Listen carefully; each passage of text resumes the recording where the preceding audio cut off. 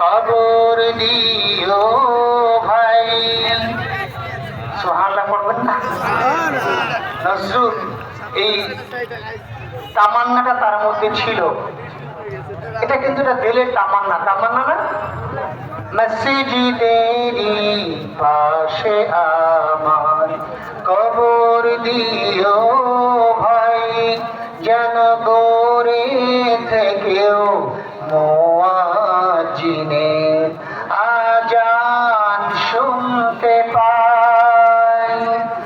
আমার ঘরের পাশ দিয়ে ভাই নামাজিরা যাবে, পবিত্র সেই পায়ের ধ্বনি এ বান্দা শুনতে পাবে।